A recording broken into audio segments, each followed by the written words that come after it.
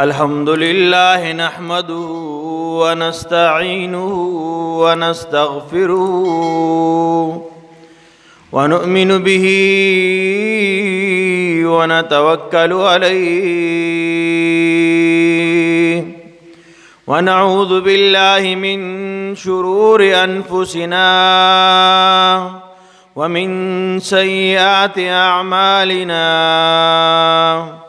من يهده الله فلا مضل له ومن يضلله فلا هادي له ونشهد أن سيدنا وسندنا وحبيبنا وحبيب ربنا ومولانا محمدا عبده ورسوله أما بعد فأعوذ بالله من الشيطان الرجيم بسم الله الرحمن الرحيم ظهر الفساد في البر والبحر بما كسبت أيدي الناس ليذيقهم بعض الذي عملوا لعلهم يرجعون. قال الله تعالى في مقام آخر كلا بل ران على قلوبهم ما كانوا يكسبون. قال الله تعالى في مقام آخر وما كان الله ليعذبهم وأنت فيهم وما كان الله معذبهم وهم يستغفرون.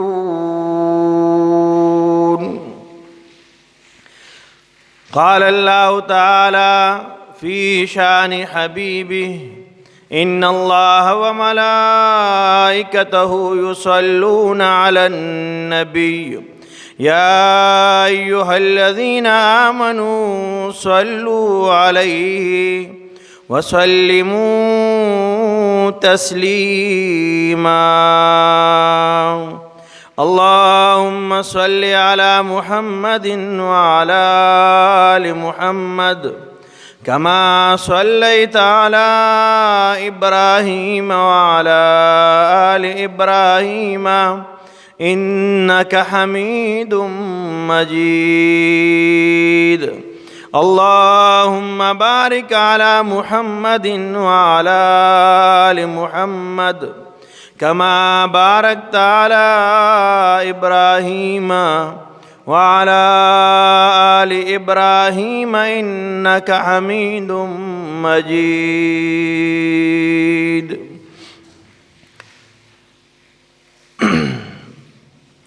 زما ډیر قابل قدر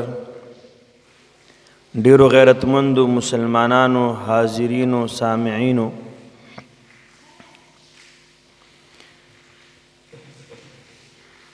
الله رب العزت دنیا کې چې کومې فیصلې کوي د دنیا د انسانانو متعلق چې کوم احکامات جاری کیږي ټیم په ټیم چې کوم د الله رب العزت د طرف نه کومې فیصلې د انسان متعلق کیږي دا د انسان د اعمالو نتیجه. محترمو، د انسانانو په اعمالو کې خصوصاً بیا د مسلمانانو اعمال د وجنا د الله رب طرف نه چې کوم فیصله راځي دا د مسلمان د عمل د وجنا راځي. که مسلمانانو اعمال سمي د برنه فیصله خرازي، کله د مسلمانانو اعمال بګړاو شي خراب شي دا غي په وجه باندې د برنه فیصله هم خراب راځي. زمونږ خپل دا خیالي چې زما عمل دی زه قسم کوم او قرآن کوم د چا پکې څه کار دی، او چاته څه نقصان دی د خپل ځان مې وي نقصان دی که فایده کوم د خپل ځان ده او که وي که نقصان کوم د خپل ځان دی محترمو داسې قطعا نه ده کله مسلمان نیک اعمال کوي د پاس د الله رب العزت د طرف نه چې کومې فیصلې د انسانانو متعلق راځي پس مکه چې کوم مخلوقات اوسیږي داوی متعلق چې الله رب العزت کومې فیصلې کوي دا د انسان د عمل په وجه باندې کوي د انسانانو اعمال د مسلمان اعمال ښکلي دي فیصلې به ښکلي کیږي اعمال خراب دي فیصلې به خراب راځي محترمو موتانه نینو چې د الله رب العزت د طرف نه آفتونه او مصیبتونه عموما د هغې سره نن مسلمان او انسان دا خو پرېږده زناور هم نن د دې سره مخ دي مسلمان په ده باندې خو د اعمالو نتیجه ده چې ګناهونه زیات دي د هغې په وجه باندې فیصلې دا د انسان د طبیعت خلاف دي طوفان دی که باران دی که سیلاب دی که زلزلی دی که آفتونه و بیماری دی لا علاج مرضونه دي دا ټولو وجه چې دا محترمو دا نن د مسلمان د عمل وجه ده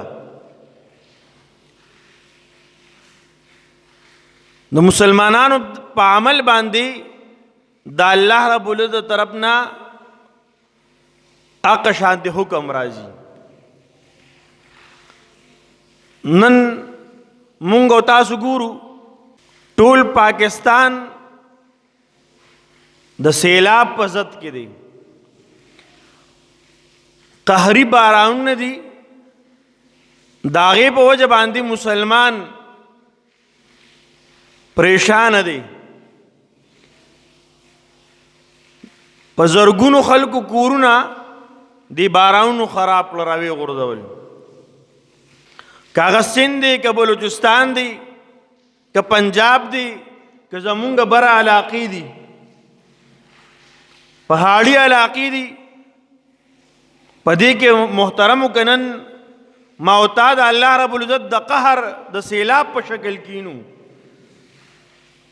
محترمو دا دې مونږ نه وایو چې دا باران ډېرو شو نو دې د وجې نه دا سیلابونه راله محترمو او تا ته ساینس ښیي چې وریځې ډېرې رالې مونسون هواګانې دي او وریځې را روانې دي د پلانکي ملک نه او د پلانکي ځای ته به رارسي او دې په وجه باندې به دومره باران کیږي دومره میټره باران به کیږي خو محترمو د ساینس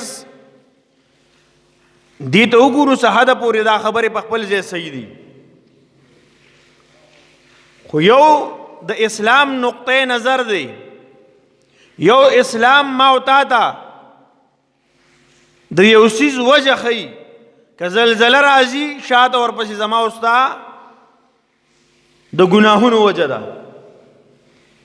ساینس وایي چې دا په ځمکه کې دننه ګیسونه دي آتش فشا دي هغه بار ته راوځي په زور سره او د ځمکه وړقېږي موتا بیا ګورو دومره سکیل باندې دا زلزله وه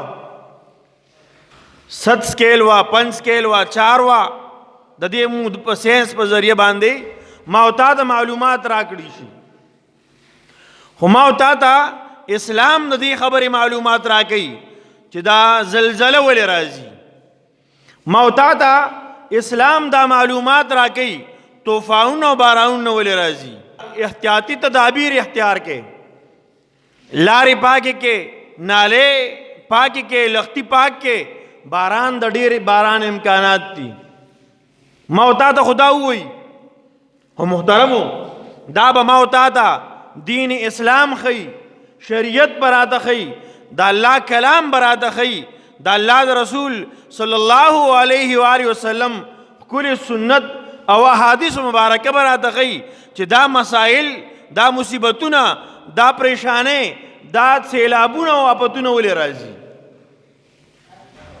ادی پس شاته زما استاد گناهونو نتیجه ده، شاته زما استاد گناهونه دي.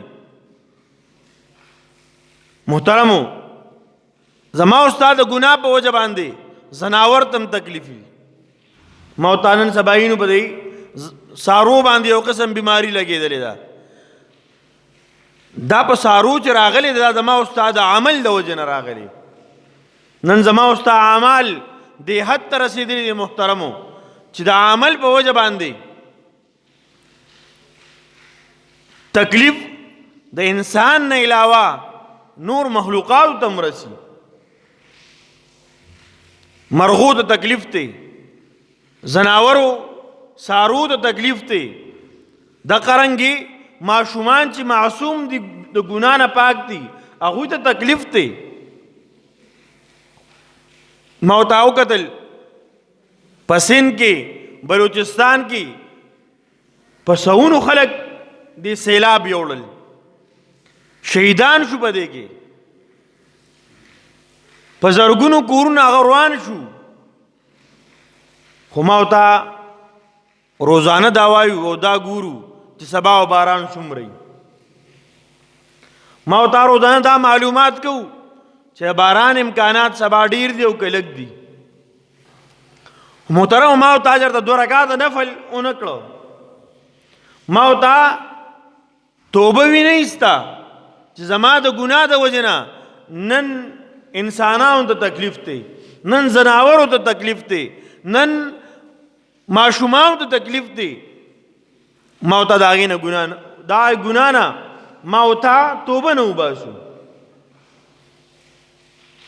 محترمو، د الله کلام ما ورته ته د دې خبرې صفا اظهار کړی دی. الله فرمای ظهر الفساد فی البر والبحر بما کسبت ایدی الناس. په مخ د ځمکه که په اوچه دی او که په لمده دی کله فساد راځي، نقصان راځي، دا د مسلمانانو د انسانانو د دوی د اعمالو د وجې نه کیږي. د دې وجې نه چې وریځ ډېرې دي، باران ډېر شو، د دې وجې نه چې بل ملک زمونږ په ملک ګوبره پرېښودي نقصان ډېر شو.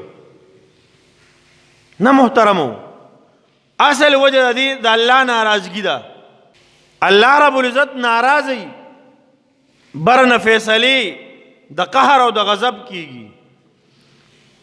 الله رب العزت راضي شي د برنه فیصلې دا به د رحمت فیصلې کیږي. محترمو، د الله رب العزت د قهر نه یریدل پکار دي.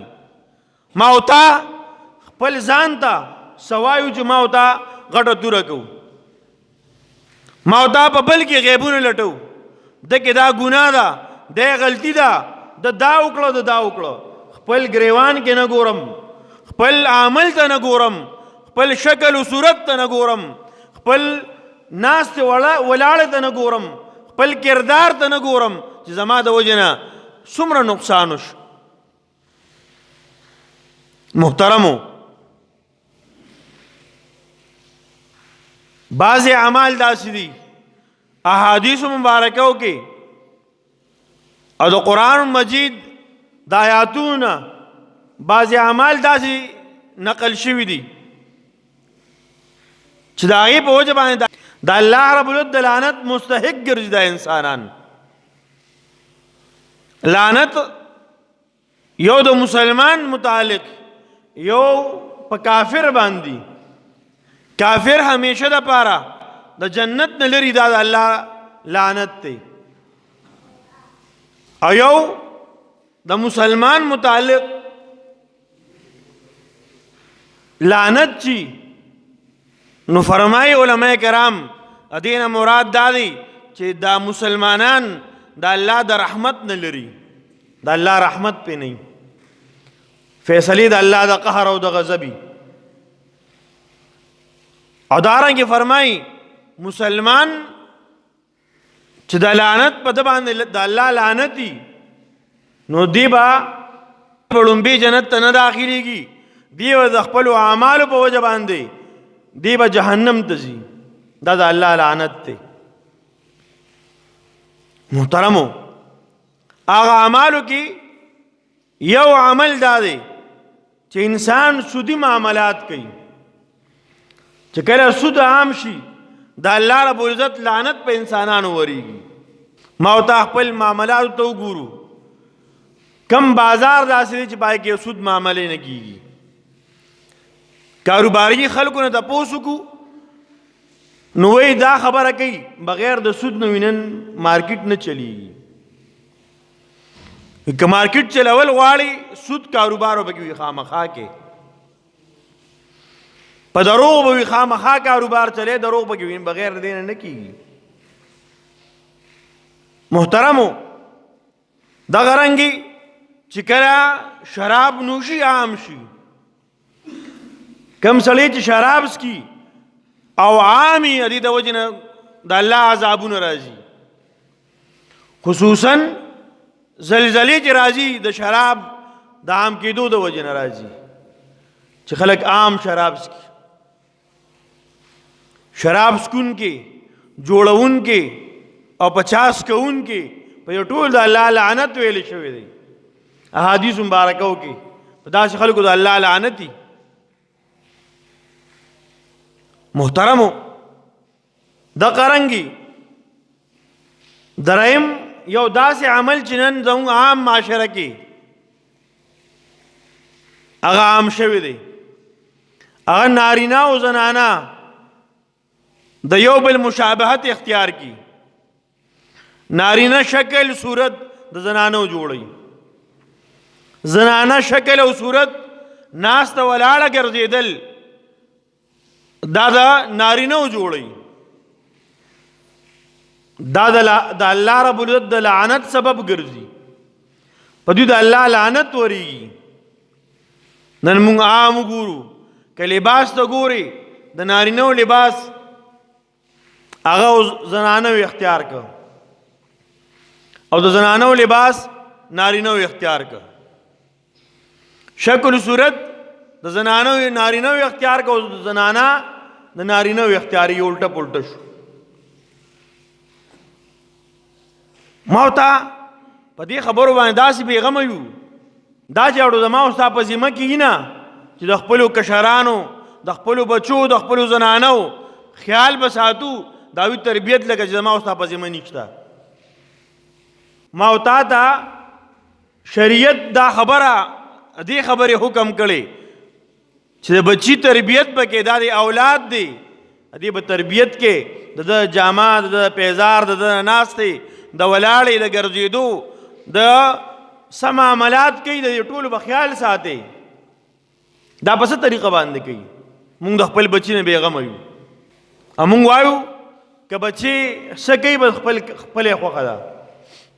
محترمه، دغه بچی زما او ستا لپاره بیا وروسته د خفګان او د ضلالت او د ذلت ذریعه ګرځي. نو عرض مې دا کوو، دریم عمل هغه دا چې نارینه زنانو شکل او شبهات اختیار کی، مشابهت شروع کی. کا په لباس کې دی، کا هغه په اختو کې دی، کا په ګرځېدو کې دی، کا په نورو معاملاتو کې دی. بس نارینو په شان دي کارونه کوي چې کوم خاص د نارینو دپاره دي. او نننی نوجوان الله دې معافي وکړي او خالص دریم نمبر مخلوق شوی دی. یو نارینه یو زنانه، یو پکې دریم نمبر مخلوقي. دا به ته پته نه لګي چې دا نارینه را روان دی او که دا زنانه ذات دی.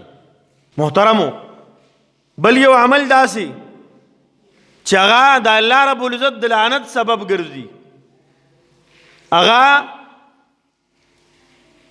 د غیر الله په نوم باندې څه شی ورکول یا ذبح کول، دا د الله رب العزت د لعنت سبب ګرځي. په داسې خلکو باندې د الله لعنت وریږي چې د الله د نوم نه بغیر په د بل چا په نوم باندې ورکړه وکړي. د غیر الله په نوم باندې منښتي یا علالي کول یا ورکړه کول دا د لعنت سبب ګرځي. محترمو یو عمل داسې بل دی چې هغه په دین کې نوی کار ایجادول چې کومې ته بدعت ویل کېږي. یو کار په دین کې نشته او د دین سره مخالفت ته ټسل دی، د شریعت خلاف یو عمل دی او بل کس ته دین وایي چې دا د دین کار دی. دې ته دین وایي، د ثواب کار وایي، دا خو دین کار دی، د ثواب کار دی. په داسې کس باندې الله لعنت ورېږي. او یا د هغه مرګرتیا کوونکي کس چې داسې کس مرګرتیا کوي په هغه باندې الله لعنت دي. محترمو بل کم کس چې د مور پلار نافرمانه دی په ده باندې الله لعنت ورېږي. د الله د رحمت نه دی لرې دی، د الله غضب د طرف ته متوجه دی. په کورونو کې څومره مور پلار دي او د خپلو بچو نه ګیلمن دي چې د مور پلار نافرمانه دي دا بچي. محترمو د بعضو اعمالو نتیجه دا په آخرت کې د دې سزا او جزا دا په آخرت کې ملاویږي. خو بعضې اعمال داسې دي چې د هغې بدله د هغې سزا او جزا دا الله پاک په دنیا کې دې بنده ته ورکوي. پای کې یو عمل د مور پلار نافرمانی ده. وایي که مور پلار دی غیر مسلم ای بیا به هم د خپل مور پلار نافرمانی نه کوي. د مور پلار نافرمانی نه دی کول پکار. محترمو دغه بچی چې کله غټ شي دا بیا سبا د خپل بچی نه سر ټکوي.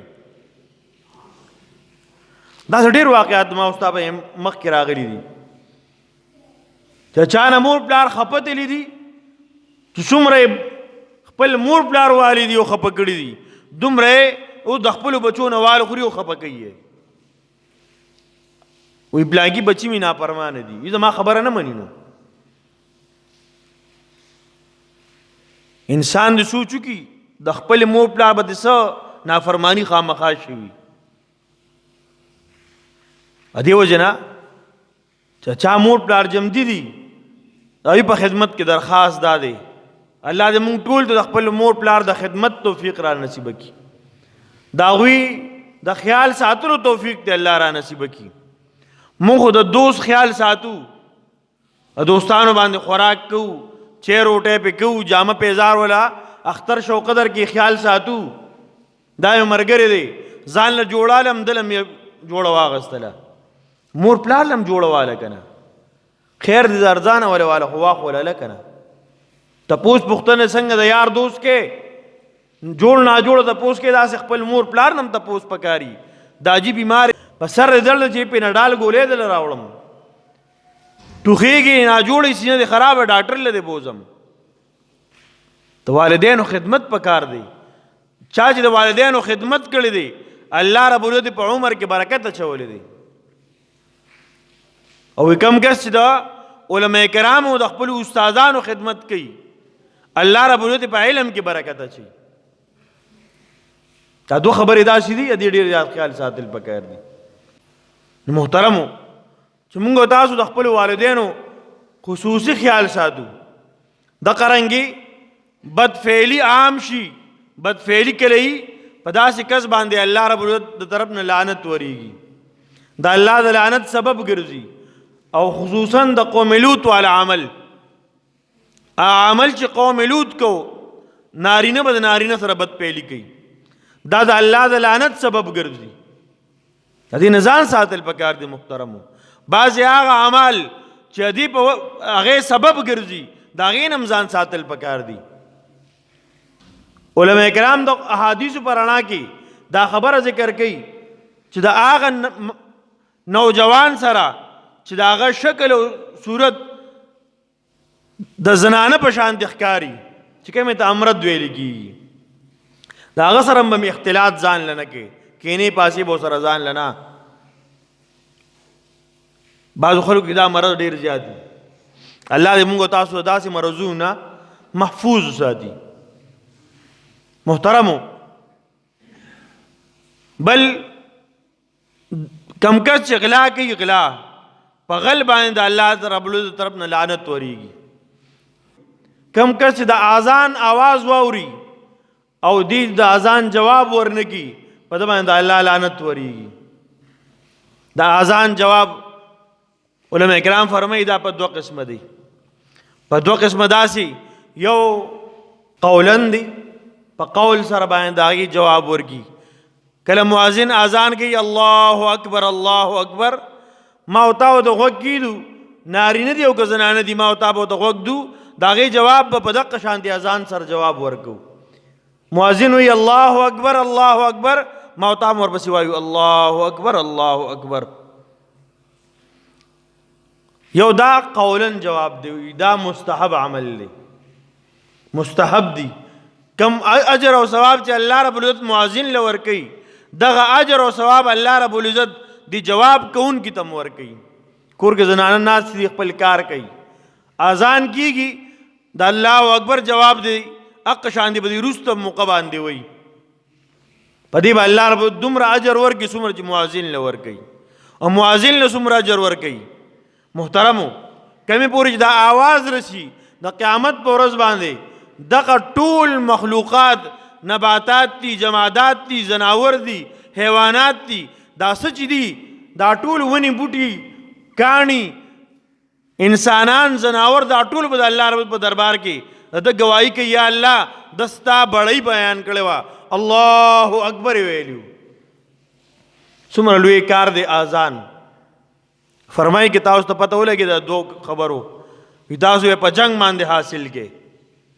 یو اذان د دې ثواب، یو پړومبي سب کی جمع د دې ثواب. تاسو په زور باندې په جنگ باندې حاصل کې. دا مطلب نه دی په اذان جنگ کوي، خو مطلب دا چې دې ثواب ډیر زیات دی. ثواب طرف ته اشاره، دا مطلب نه دی چې په دې باندې جنگونه کوي یو بل مړې نه ونیسي. محترم وارد مې دا کو، یو قولن جواب دی د اذان، یو عملن جواب دی. عملن جواب دی ته ویل کیږي عمل سره، چې انسان اذان واوري نارینا او دا جمعات روان شي، جمعات روان شي چې ټیم نمانځه چو اوس په ځان نسوم مانځله، او زنانه اذان واوري جواب ورکو. عملن جواب دادی چې ځان تیار کی د چردامو کې او مانځه ته ځان تیار کی، منځو کی ورته سجده کول. یادارنګي د زنانو د پاره قبرستان ته مغبري تتلل، په داسې خلکو د الله لعنت وریږي. علماء کرام فرمای زنانه زکه من شوی دي د دوی طبیعتونه بدلی، نرمي او جهالت پکې زیاتی. اکثر داسې اعمالو کی چې هغه د ګناه سبب وګرځي، د فساد سبب وګرځي، داسې اعمالو کی چې هغه د الله د نافرمانۍ سبب ګرځي. ا دې وجه زنانه د مغبري نه ویلره ساتي. دا دې نزي یال ته کې پزان باندې را باندې کې د پلار قبر دی، د زوی قبر دی، د خاون قبر دی، او داسې اعمالو کی چې په وجه باندې الله ناراض شي. نو زنانه دې ویني زی په داسې خلکو باندې الله لعنت وریږي. او سوچ ته سجدو کی قبر ته مخکې به عام خلکو کول، بعض ځان د پوهه خلک وي او یم چې قبر خواله ورشنو او یم سجده کوي، ځان د پوهه وي. الله یې داسې چې ناپوهه دي او ځان د پوهه وي، الله یې داسې خلکو نه مونږ محفوظ وساتي. خصوصا الله یې زموږ د عمل د داسې خلکو نه محفوظ وساتي. محترمو، کنن ما او تا د الله رب د عذابینو د باران په شکل کې دی. محترم، په دې باندې صرف یو عمل پکار دی، بس توبه پکار ده. توبه پکار ده د الله په دربار کې. الله فرمایي ففروا الی الله، الله وی زما طرف ته راشه بس. او سورۃ انفال کې الله رب العزت فرمایي وی چې کله انسانان استغفار کوي، توبه وباسي، په خپل ګناهونو باندې نادم او پیمانه دي، الله رب فرمایي په دې باندې الله عذاب ناراضي. الله رب عذاب ختمي چې کله انسان په خپل ګناهونو توبه وباسي. نن مونږ د سحر نه ماښامه پورې گناہ کې مبتلا یو، که اورو غیبت اورو، که اورو چغلی اورو، که په ژبه وایو یا غیبت کو یا دروغ وایو یا کنزل کو یا سپکې او سپورې په خلکو پسې وایو یا بد رد وایو یا چغلی کو، کینو د الله نافرمانی کو، نامحرم زنانو ته قتل کو، زنانه نامحرم نارینو ته قتل کوي، د الله د لعنت سبب ګرځي، د الله د عذاب سبب ګرځي. د سترګو زنا، د غوږونو زنا، دا د ژبې زنا، د دې نه ځان وساتو. ذکر کو، تلاوت کو، د الله کلام ته کینو او د الله په دربار کې لګو جاړو. ما او تا په دې هفته کې یا تقریبا 15 ورځې شو بارانونه شروع دي، په ملک کې بلا باغونه یوړو، فصلونه تباه کړه، کورونه او کلی خراب شو، لرې شو. په ځمکې نه سره څوک دا وایي نه چې دلته کې کلی آباد و، ځناور پکې مړه شو، انسانان ماشومان پکې مړه شو. خو ما ته هر سړی خپل ګریوان کې سوچو کې ما چې ته 2 رکعات نفل سیوا کړي دي په دې اوس اب 2 هفتو کې 2 رکعات نفل مو سیوا کړي، نفل پرې د جمعې هغه مونځ چې راشو هغه سنت هم پرېږدو، هغه مونځ ته ځو پرېږدو یې نه یې کوو. دا څومره د خفګان خبره ده. الله ناراضه کېږي نه، الله ناراض شي، د الله د ناراضګۍ سبب بیا دی. بیټې ما بارانونه کېږي، خلک پای کې غرق کېږي، طوفانونه راځي، سیلابونه راځي، فصلونه خرابېږي، کورونو ته نقصان نسی، بچو ته نقصان نسی، تر دې پورې د خلکو جماعتونه او د خلکو مدرسې او کورونه هم پکې او دارنګې سکولونه هم پکې تباه او برباد شو. محترم د الله د نافرمانۍ د وجې نه د الله سره روغه پکار ده، د الله په دربار کې توبه پکار ده، استغفار پکار دی. او دا کم ګناهونه چې کوو، دروغ، سود، غیبت، چغلي، د سترګو غلط استعمال، غوږونو غلط استعمال، د ژبې غلط استعمال او بل د سوشل میډیا غلط استعمال، دا پریدو محترم، دا پریدو. که قرآن تلاوت نشو کولی، کم سے کم د مسلمان غیبت ته پریدو. که قرآن تلاوت نشو کولی، دا چغلی پریدو. که ذکر اسکار نشو کولی، کم سے کم د بل مسلمان ته تکلیف رسول دا پریدو. بل مسلمان ته دوکه ورکو، تکلیف ورکو او د الله د لعنت او د الله د قهر سبب ګرځي. الله رب تم تاسو ته د صحیح توبې توفیق را نصیب کی. الله دا قهر او دا غضب دا چې زما استاد عمل د وجنه نن د الله رب دا فیصله زموږ د طبیعت خلاف دي. په مسلمانانو تم ګرانه ده، ماشومانو، نارینه او زنانو تم تکلیف دی، بیماری دي، مصیبتونه دي، دا په زناور هم دي او په انسانان هم دي. دا تکالیف زما استاد عمل وجه ده. الله زما استاد عمل سم کی، ما او تابع عمل سمو، اعمال په خپل نه سميږي. اعمال سمولو لپاره داسې مجالسو کې ناس ته پکار ده چې هلته کې ما او تا ته د صحیح عمل وینا کیږي، یا تپوس کو چې بھئی زه دا عمل کوم دا زما سم دی او که روان دی. لږ تپوس وچانه وکړو که نه، د پوهې خلکو نه، علما کرامو نه د دې خبرو تپوس وکړو، مفتیانو تپوس وکړو دا کار چې کوم دا مې روان دی، جائز دی او که ناجائز دی، حلال دی او که حرام دی، لږ تپوس وکړو. الله رب ته عمل لا نصیب کی. واخر دعوانا الحمدلله رب العالمین.